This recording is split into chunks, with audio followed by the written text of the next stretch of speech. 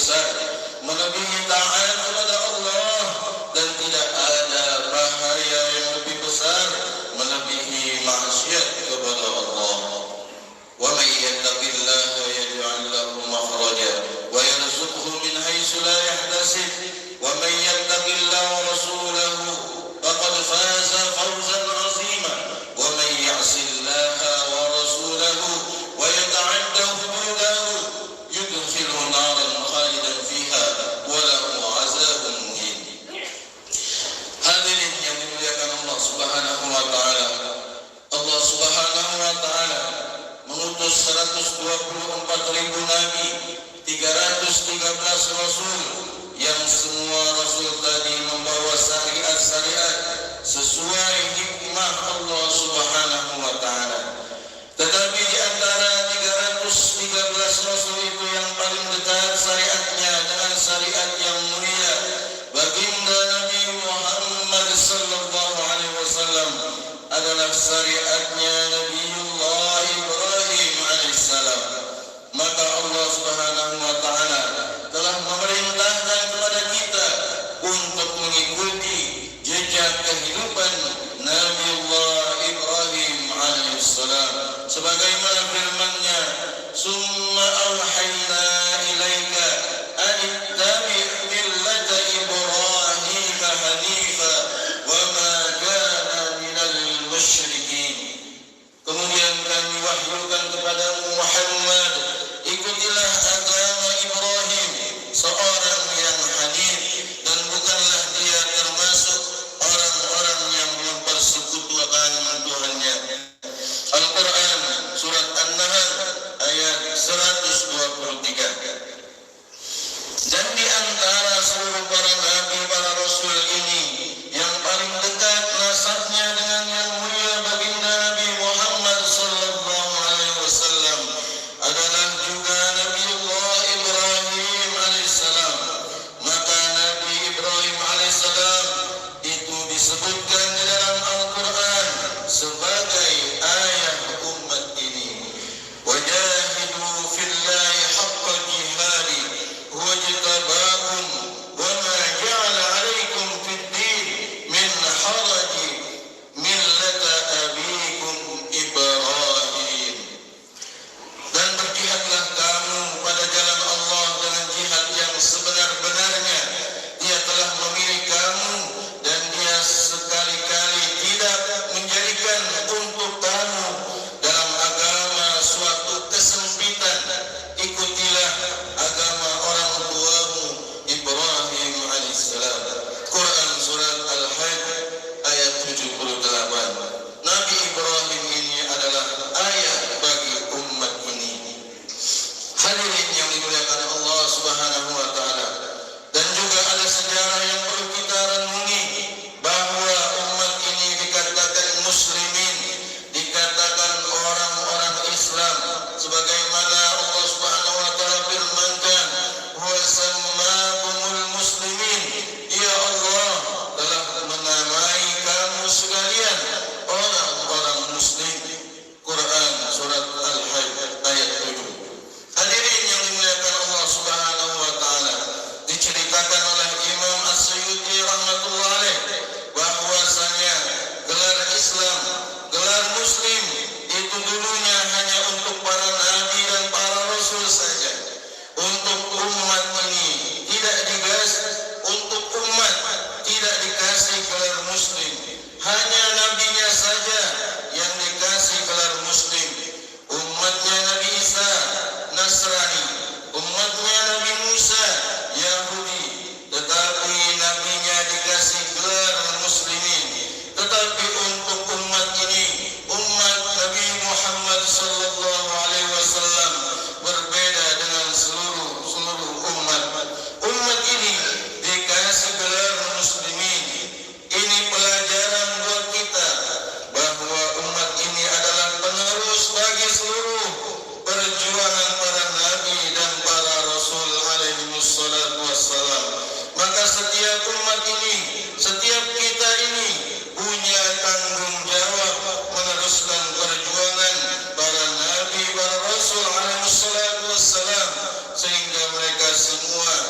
diberi gelar, dikasih gelar muslimin. Hadirin yang dimuliakan Allah Subhanahu wa taala. Tadi sudah dikatakan bahwa syariat-syariat yang Allah turunkan kepada para nabi yang paling serupa, yang paling dekat dengan syariat yang diturunkan Allah kepada yang mulia baginda Muhammad sallallahu alaihi wasallam, khatamun nabiyyin, akhir dari seluruh nabi, adalah syariatnya Nabi Ibrahim alaihissalam. Dan syariatnya Nabi Ibrahim alaihissalam dikatakan al-hanifiyah as-samha, agama yang condong kepada yang hak, meninggalkan kebatilan, sekaligus as-samha yang longgar maknanya. Syariatnya Nabi Ibrahim itu adalah al-hanifiyah. Hanifiyah itu asal maknanya belok, belok dari umumnya masyarakat yang batil. Nabi Ibrahim itu ceritanya dalam Al-Quran senantiasa menyatakan pembelokannya dari masyarakat batil dengan terang-terangan. Mulai waktu kecil beliau, waktu muda beliau telah diceritakan dalam Al-Quran. Qalu sami'na fatan yadhkuruhum yuqalu lahu Ibrahim. Mereka berkata, kami dengar ada seorang pemuda yang mencela berhala-berhala ini yang bernama Ibrahim. Quran surat Al-Anbiya ayat 60. Beliau sendirian, tidak ada pembantu, tidak ada pembela, tidak ada teman, tetapi beliau dengan beraninya telah memecahkan berhala-berhala yang disembah oleh kaumnya. Masih muda sudah berani berdebat dengan raja di raja pada waktu itu, yaitu Namrud laknatullah alaih. Namrud pada waktu itu mengaku berkuasa, mengaku jadi Tuhan. Maka Nabi Ibrahim mengatakan, kalau kamu memang betul-betul Tuhan, Allah Subhanahu wa taala telah menerbitkan matahari itu dari timur, terbitkanlah matahari itu dari barat. Fabuhital ladzi kafar. Maka Namrud pun kebingungan menjawab pertanyaan Nabi Ibrahim alaihissalam. Hadirin yang dimuliakan Allah Subhanahu wa taala, ketika beliau mulai berdakwah, seluruh dunia menentang beliau. Ayahnya, keluarganya, kerajaannya, masyarakatnya, semua menentang. Tetapi beliau tidak peduli dengan semua halangan-halangan ini. Beliau berkata yang telah diabadikan dalam Al-Quran, wa qala inni dhahibun ila rabbi sayahdin. Dan Ibrahim berkata, sesungguhnya aku pergi menghadap kepada Tuhanku dan Dia akan memberi petunjuk kepadaku. Quran surat As-Saffat ayat 99. Beliau pergi hijrah ke negeri Syam. Di sanalah beliau membuat markas agama yang akhirnya diteruskan oleh anak cucunya, yaitu di Masjid Al-Aqsa. Hadirin yang dimuliakan Allah Subhanahu wa taala, Nabi Ibrahim alaihissalam adalah contoh orang yang tidak peduli dengan apa saja, asalkan taat kepada Allah Subhanahu wa taala. Tidak peduli dengan apa saja, asalkan dapat ridha Allah Subhanahu wa taala. Beliau dan keluarganya tinggal di Sam, di tanah yang subur makmur, tetapi beliau hijrah ke Makkah Mukarramah yang kering kerontang hanya semata-mata karena mencari ridha Allah, hanya semata-mata taat kepada perintah Allah Subhanahu wa taala. Ketika beliau sudah tua, tidak punya anak, akhirnya beliau berdoa kepada Allah, Rabbi habli minas salihin,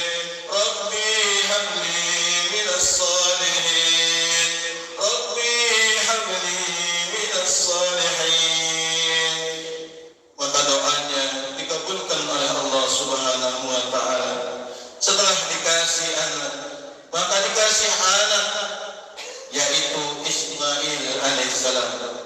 Tetapi ketika datang perintah Allah supaya anak ini disembelih, maka Nabi Ibrahim juga tidak peduli, anak pun disembelihnya.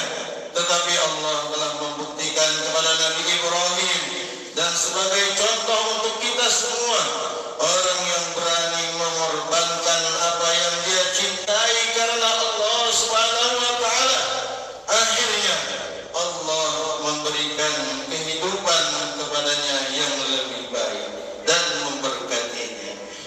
Man taraka syai'an lillah awadahu Allahu khairan minhu. Barang siapa meninggalkan sesuatu karena Allah, Allah akan ganti yang lebih baik darinya. Nabi Ibrahim meninggalkan Irak, negeri kelahirannya, karena Allah. Beliau pindah ke Syam, maka Allah berikan tempat yang lebih baik. Di sana akhirnya menjadi markasnya para nabi, para rasul alaihi wassalatu wassalam. Di Syam yang lebih baik, hanya karena Allah juga beliau pindah ke Makkah. Maka Makkah menjadi lebih baik lagi dari Syam, di mana di sanalah tempat diutusnya Sayyidul Anbiya, baginda Nabi Muhammad sallallahu alaihi wasallam. Pengorbanan telah dibuat oleh Nabi Ibrahim, yang akhirnya pengorbanan tadi akhirnya barokah datang kepada Nabi Ibrahim alaihissalam. Yang korban bukan beliau saja, tapi yang korban juga keluarga beliau. Maka akhirnya tidak ada keluarga yang lebih barokah melebihi keluarga Nabi Ibrahim alaihissalam. Dari keluarga inilah Allah Subhanahu wa taala memilih nabi-nabi, rasul-rasul. Dari keluarga inilah tidak ada nabi, tidak ada rasul, kecuali dari keluarga inilah Nabi Allah Subhanahu wa taala memilih baginda Nabi Muhammad sallallahu alaihi wasallam. Tidak ada nabi, tidak ada rasul, kecuali mesti dari keturunan Nabi Ibrahim alaihissalam setelah Nabi Ibrahim alaihissalam.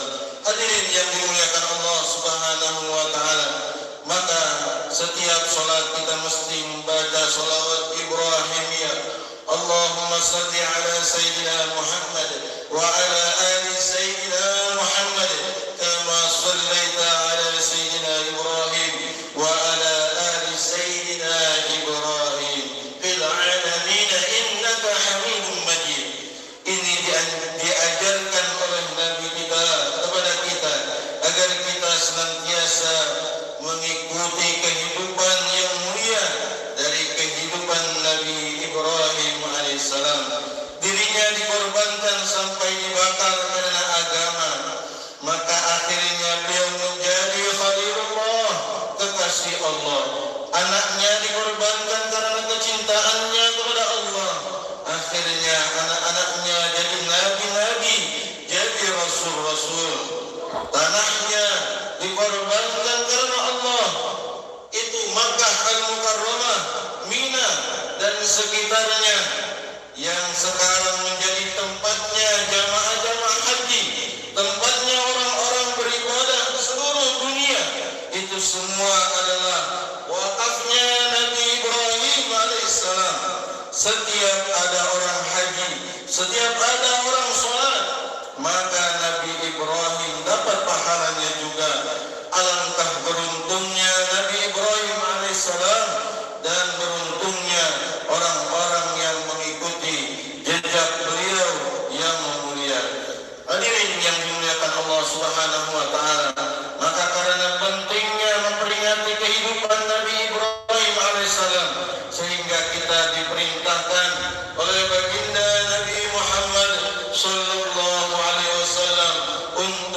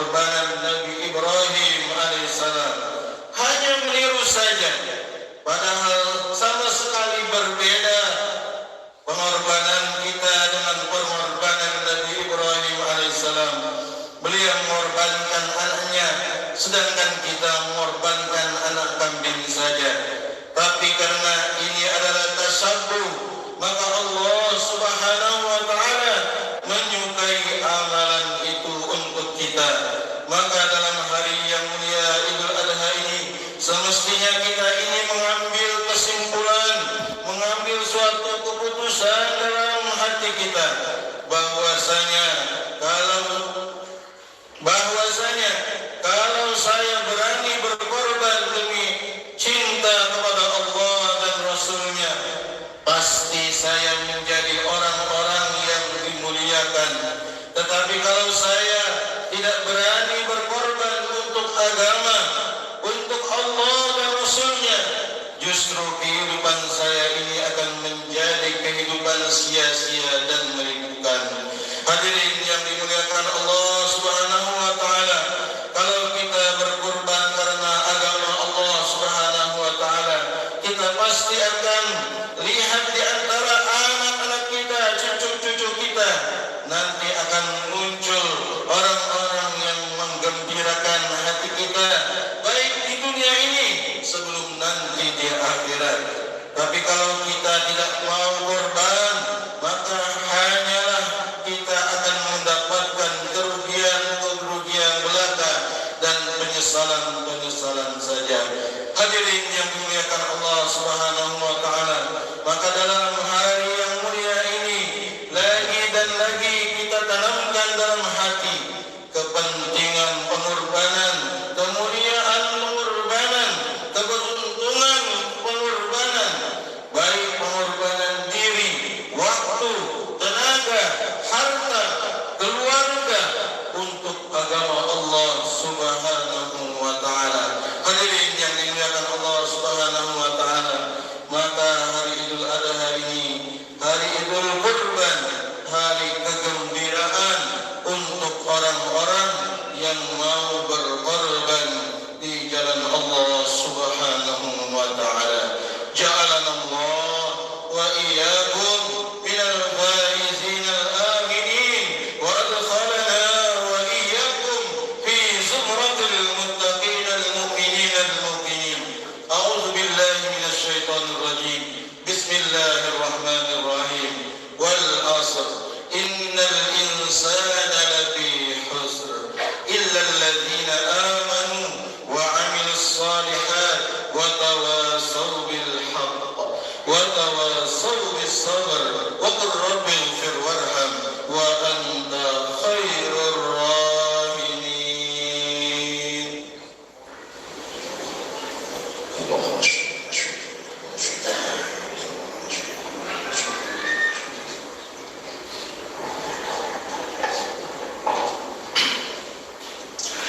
Allahu Akbar, Allahu Akbar, Allahu Akbar, Allahu Akbar, Allahu Akbar, Allahu Akbar, Allahu Akbar kabira, walhamdulillahi katsira, wa subhanallahi bukratan wa asila. Alhamdulillahil alimil halimil ghaffar, al-azimil qahhar, الذي لا تخفى معرفته على من نظر في بدء مملكته بعين الاعتبار. وأشهد أن لا إله إلا الله وحده لا شريك له شهادة من شهد بها يفوز في دار القرار. وأشهد أن سيدنا محمدا عبده ورسوله صلى الله عليه وسلم وعلى آله وأصحابه الطاهرين الأحياء وسلم تسليما كثيرا. أما بعد، فيا أيها الناس اتقوا الله وأطيعوا الرسول وأولي الأمر منكم. قل إن الموت الذي تفرون منه فإنه ملاقيكم ثم تردون إلى عالم الغيب والشهادة فينبئكم بما كنتم تعملون. إن الله